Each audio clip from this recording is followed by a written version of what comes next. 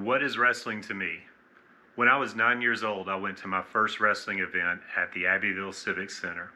There wasn't a lot of excitement in my little small town, so this was a big deal. Chief Wahoo McDaniel was the main attraction. He was the biggest man that I'd ever seen. I got an autograph, he patted me on the head, and I was hooked.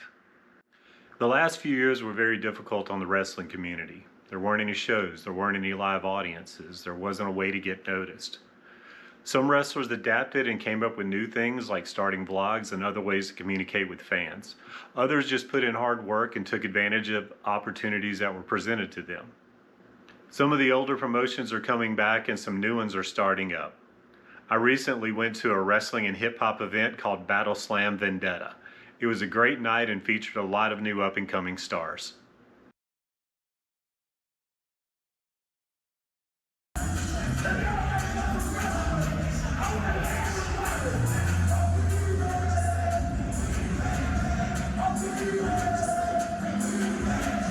The following contest is scheduled for one fall. Atlanta legend Pastor Troy kicked off this wrestling and hip hop event. If you haven't been to a live show, one of the first things that you notice is the sound.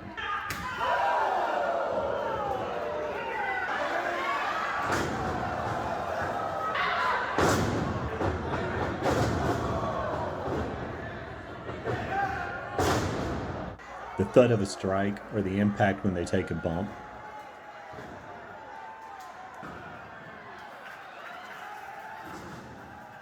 Good versus bad, big versus small. The wrestler's job is to get a positive or negative reaction from the crowd.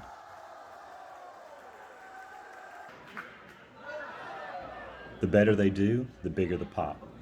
That's what gets them recognized in what you see on TV.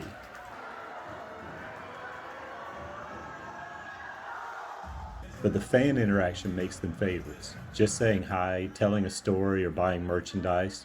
Just a minute with your favorite performer is special. It's a bond. I followed several of these young people as they have trained and gotten opportunities. Fuego Del Sol got an opportunity as an AEW extra. He also became a regular on Sammy Guevara's vlog and gained popularity, which eventually led to him signing a contract. Charlette and Robyn Renegade were trying to start their careers in the middle of a pandemic. They have worked very hard and become the most obnoxious tag team in women's wrestling. They also currently hold championships in 2 different promotions.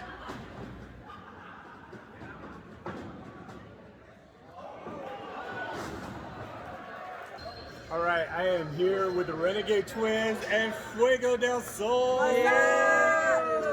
All you guys are like really blown up over the last year. You've got your opportunities. You made the most of them. How does that feel? It feels pretty good. Yeah? I mean, Fuego, I was gonna say Fuego can speak more than It feels pretty damn good. But I like to see these girls on the grind. They're gonna get theirs. They're gonna get what's coming to them very soon. trying. Very soon. So what's been the most unique thing, or what's been the most rewarding thing you guys have found on the road in the last year? This? Yeah. The crowd interaction. I love meeting fans. I love seeing our people. Renegades. Absolutely. I mean that too, but I really gotta say, like, our friends that we've made, like our lifelong friends that we've made over the last few years are insane. Like, I know our boy Fuego will always be here. This is our boy. Oh yeah, being on the road with your best friends every week is the greatest feeling in the world. I'll never ever take it for granted. That's great. I was telling Fuego earlier, like watching you guys last year in Jacksonville was like watching my friends at summer camp. You know, Hell yeah, baby. I was like, I wanted to be there. I felt like I was missing out. So anything special? Anything like you guys do work with charities and things like that? Is there anything special that stands out? The Salvation Army, Robyn and I have had the opportunity to work with AEW Outreach with the Salvation Army, and I really enjoyed it. I love kids. I don't know about Robyn, but we played dodgeball, and it was fun. Working with Boys and Girls Clubs, I grew up going to a lot of Boys and Girls Clubs as a kid. Both parents working, trying to make it. So I always try to get back to the kids. Yeah, I'll say this, I'm not the biggest kid fan, but when I go to the Salvation Army and we do the Boys and Girls Club, the little girls and boys are amazing. They're a lot of fun, they need the help, they need the love, and just to be able to sit back and give it to them is amazing. Yeah, Robyn likes to act like a child, so she doesn't like being around children as much. Well, you saw my match, Fuego. Come on, let's talk about it. Y'all cheating. They be cheating. You see They them don't swing? cheat. They cheating. They don't cheat. There was no cheating today. They did that on AEW me too. I couldn't get away with that. Huh? Where's Fuego Point 2? Yeah, where's Fuego 2? Where's Fuego 2 when you need him? R.I.P.